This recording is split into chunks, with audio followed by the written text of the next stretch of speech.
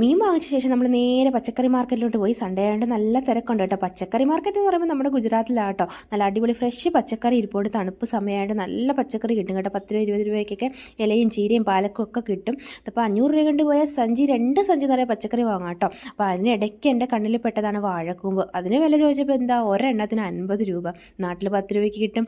അല്ലേ നമ്മുടെ പറമ്പിലിറങ്ങിയാൽ തൊടിയിലിറങ്ങിയാൽ ഒരെണ്ണം പൊട്ടിച്ചുകൊണ്ട് വരാം. പക്ഷേ ഇവിടെ അങ്ങനെയല്ല, എല്ലാം കാശ് കൊടുത്ത് വാങ്ങിക്കണം. പിന്നെ നമ്മുടെ ക്യാരറ്റിൻ്റെ സീസണാണ്. വേറൊരു നിറത്തിലുള്ള ക്യാരറ്റ് ഹൽവ ഉണ്ടാക്കാൻ അടിപൊളിയാട്ടോ. ഈ സീസണിൽ എല്ലാവരും ഹൽവ ഉണ്ടാക്കി കഴിക്കേ. ഞാനും ഒരു വട്ടം ഉണ്ടാക്കി, പക്ഷേ എനിക്കിഷ്ടമായില്ലേ എന്താണെന്നറിയത്തില്ല, എനിക്കിഷ്ടമായില്ല. എൻ്റെ മോക്കും ഇഷ്ടമായില്ല. ബാക്കി എല്ലാവരും പറയും നല്ലതാ ദീദി, എന്ത് ടേസ്റ്റാണെന്ന്. അതിനിടയിൽ കൂടെ എൻ്റെ കണ്ണ് പെട്ടത് ബീട്രൂട്ടാട്ടോ. നല്ല ചുമന്നിരിക്കുന്ന ബീട്രൂട്ട്. പക്ഷേ വാങ്ങാൻ പറ്റിയില്ല. കാരണം രാവിലെ എന്താ പറയുക നല്ല തണുപ്പും വൈകിട്ട് നല്ല തണുപ്പും, ഉച്ചയ്ക്കാണെങ്കിൽ നല്ല ചൂടും വെയിലും കൊള്ളാൻ വയ്യാത്തതുകൊണ്ട് എന്തൊക്കെയോ വാങ്ങിച്ചു, എന്തൊക്കെയോ ചെയ്തു, തിരിച്ചു വന്നു എന്ന രീതിയാണ് കേട്ടോ. ഹസ്ബൻഡിൻ്റെ കൂടെ പോകേണ്ടതുകൊണ്ട് തന്നെ ഒരു സാവകാശം കിട്ടിയില്ല.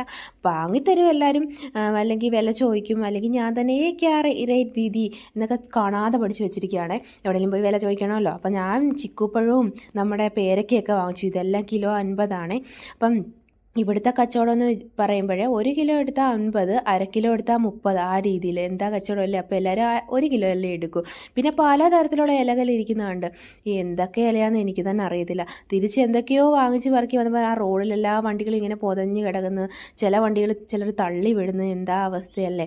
എത്ര നാളുകൊണ്ട് ഇങ്ങനെ കിടക്കുകയാണ്. എല്ലാം സെറ്റാകുമായിരിക്കും. അപ്പോൾ നമ്മുടെ വിശേഷങ്ങൾ അറിയാൻ വേണ്ടി ഒന്ന് സബ്സ്ക്രൈബ്